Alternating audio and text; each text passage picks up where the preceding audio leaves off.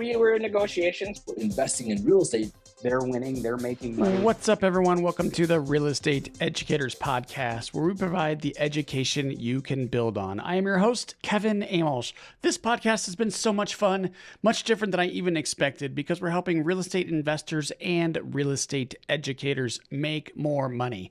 I know you're going to love this podcast. Hopefully you love this episode. It's kind of a recap here. If you do, help us out. We're trying to help more real estate investors just like you. We could use a quick 5-star review and share it with a friend. All right, let's get into this. So I'm breaking down season number 2 of the Real Estate Educators Podcast. Can you believe it? 2 seasons and over 65 episodes, and we are going strong. I was wondering when I first started this thing, am I going to even continue with a podcast? Am I going to get anything out of this? Is it going to help me personally? Is it going to help the company, Pine Financial Group? And is it going to help you, the viewer or the listener? And you know what? I really do believe the answer to all 3 of those questions is yes. So let's go through this. So why did we even start doing the Real Estate Educators Podcast? Well, really deep down in Pine Financial Group's core is helping real estate investors make more money. That's why we have this podcast. Obviously, that's why we have the YouTube channel.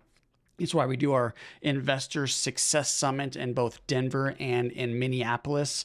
It's why we do our live classes and events and networking opportunities. Sometimes we'll do happy hours or office hours, anything that we could do to help you make more money. We do our newsletter every single month where we're putting out content about tips and tricks on how to help real estate investors. So why? Why did we do the Real Estate Educators Podcast? Well, I want to get the best people I could find on the podcast to help you, the investor and the educator, make more money. So I really think we had success with our goal of accomplishing that. It really is about giving back. Look, when you provide value, and this is something many of the guests have said as well, when you provide value to people, they want to do work with you. They want you to benefit from their success as well.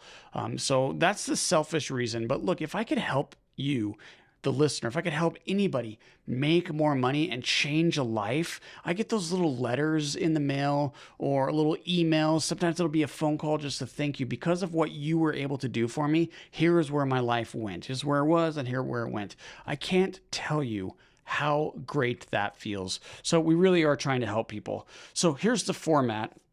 We do one episode every single week where we interview leading experts, leading real estate educators in the industry, and I get to pick their brain. And I tell you what, I feel like I'm getting a little bit better at this, where I'm able to extract great stories that we can get value from.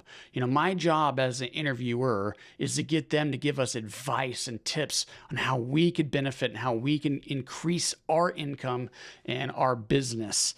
So we do that once every single week.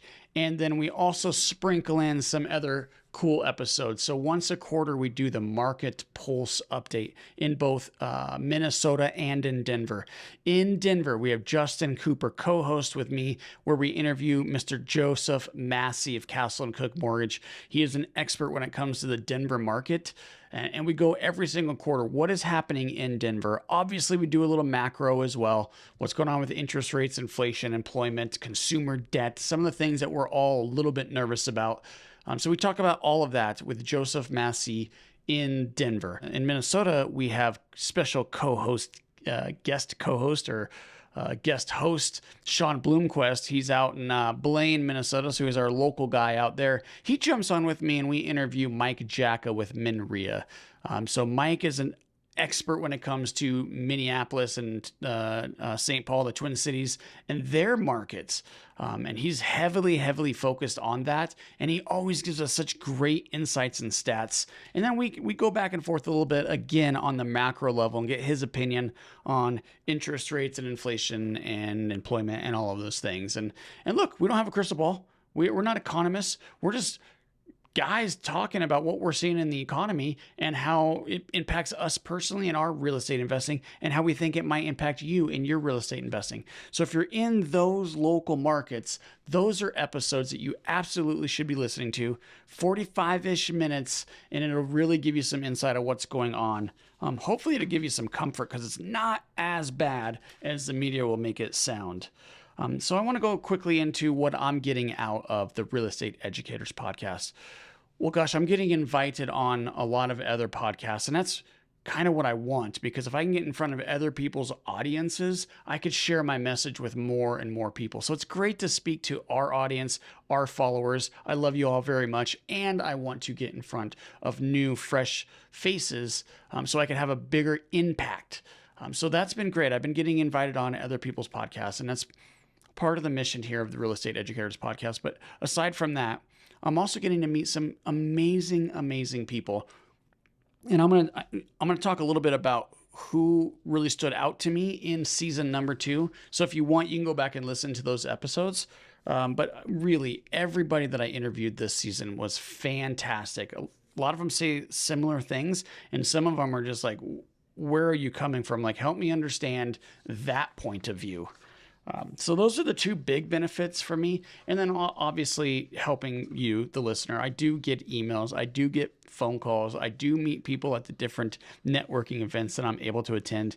People tell me that they love this specific episode. They love how I challenged somebody on this specific area or episode and challenged their opinion a little bit.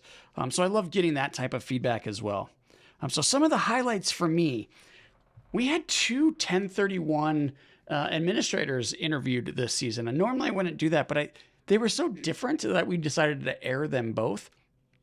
Tracy Wilson, he was very graphic, right? So he put on his PowerPoint presentation. It was almost like a webinar. So it was kind of fun for me trying to say, hey, listener, in case you're listening in the car, this is what I'm looking at, and kind of like a sports play-by-play or something. I was trying to help you visualize what we were looking at.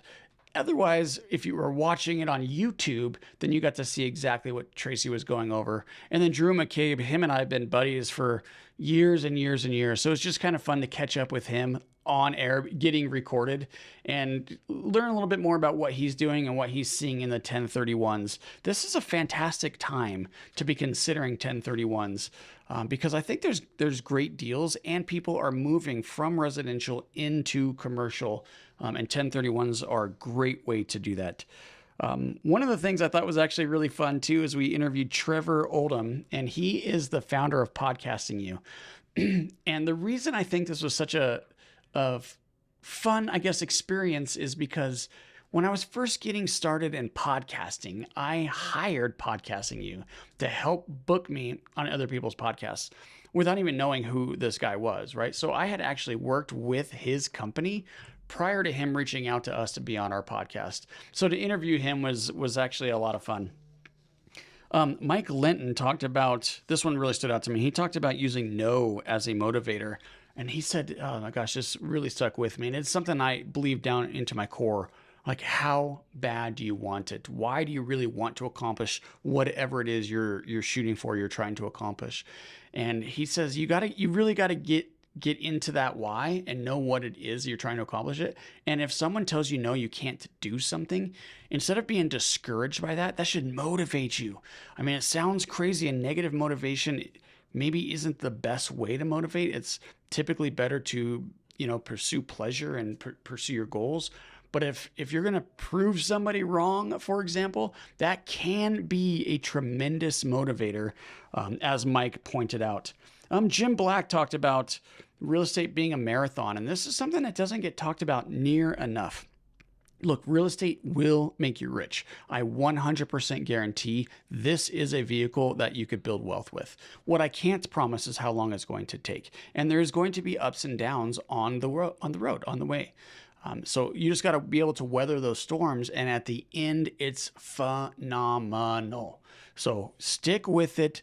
Get into real estate for the long game, and you will become rich 100%. I promise you will. You cannot give up. So Jim, thank you, Jim Black, for saying real estate is a marathon. Some popular episodes, or maybe one of the most popular episodes, one I got the most feedback from was Randy Brothers. Now, Randy and I have known each other for a couple of years now. He's in my EO group, which is the Entrepreneurs Organization, and that's just a group of leaders. That's a peer group for entrepreneurs, and you have to have a certain amount of revenue to be invited in. So I try to separate, brand new startup companies from more established, trying to build companies. So him and I met there, and we're in the same group where we meet once a month and we brainstorm and work on each other's problems and help each other. And there's 8 of us in this group, but Randy came on the podcast because he's doing a lot of podcasting and teaching himself. He's got the roofing academy where he teaches roofers how to turn, a contractor type role into a business to really scale and build wealth. So some of the things that I really took out of Randy's is I think this may be why people liked him in this episode. He was really highly focused on practicing gratitude every day. And when you feel that gratitude, you remain happy. And he says he's doing all of this. It's not about you. You got to remember, it's not about you. It's Zig Ziglar that says you can have anything you want as long as you help enough other people get what they want. So if you could really get that mindset shift, then you will really start making a lot of money. So focus on helping other people. And then he just went into some detail on building a company. So you need some processes and procedures and that kind of thing. And he's done such a great job with it. I think that's why people really liked that episode. What else do we have here? One of my favorite episodes, actually probably my favorite, honestly. I'd have to go back and listen to them all to confirm this, but this one did stand out to me. It was Corwin Millet. And oh my gosh, this guy is just a ball of positive energy. I really, really enjoyed this episode. He says, this was a quote from him. He says, "Speak of people, not about them." So you don't want to be in the room where everyone's talking about each other, and we all know those types of people. Well, that just brings everybody down. That brings energy down. It's a negative energy. It fills the room with that. What you want is positive energy for success. So you want to be in rooms like the EO with Randy, where everyone's uplifting and celebrating. So he would say, don't talk about people ever. And that's something else I really loved. It says, throw your conversation at a receiver. So make sure that whatever your message is, it's someone who is open and that can catch it, thinking about football.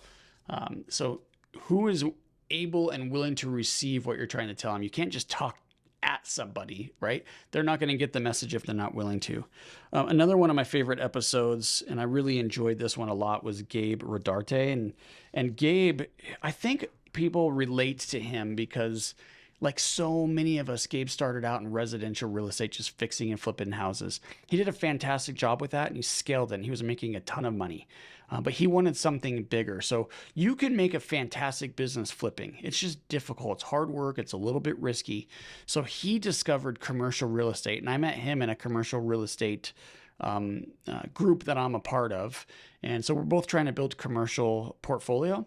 And so he was really able to take the residential knowledge that he earned doing fix and flips and take that into commercial real estate. So definitely check his out. Again, that was Gabe. So check out his episode if you have any interest at all in going into commercial. Another thing Gabe does really well, and maybe I should have him back on, is marketing. He is a phenomenal marketer. So he's able to attract money, attract leads, attract deals, and he has an abundance mindset. So he just wants to share it with everybody. Really, really an amazing guy. Okay, so my guest, what did they talk about? So here's a couple of common themes in season 2. They all, for the most part, they all said you really got to focus in on your why. Why is it that you're doing what you're doing?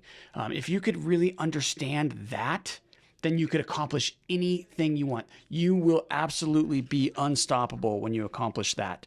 And then the power of people, that was the second theme that I really picked up on. Pretty much everybody says people are essential to your success. And this could be this could take on many different meanings, really. But some of the things I wrote down here is take advice from advisors. So if you're going to hire an advisor, if you're going to trust an advisor, take their advice. Don't just listen to them and go do something different. I mean, you're trusting them to advise you for a reason. So take advice from your advisors. Mentors are key. We all need mentors, whether they're paid mentors or unpaid. Both are fine. Both work really well. I have both right now. So you don't need to just have one mentor. Have different mentors for different things you're trying to accomplish. And then some of the other things that people will help you in your career: referrals, support with problems, things like the EO group, for example. So surround yourself with the right people. We've all heard it. You resemble the top 5 people you hang out with, right? So you want to be rich, hang out with rich people. It's pretty darn simple. So that's what I got for the season 2 roundup, the season 2 season finale for the Real Estate Educators podcast. I'm so grateful for you to joining me and listening into this season, and I am looking forward to next season. Quick, go hit 5-star review, share with a friend, and we'll catch you on the next season. Make this day a great one. Hey guys, I hope you enjoyed this episode as much as I did. If you did, please be sure to follow and leave us a review. Oh yeah, and tell a friend.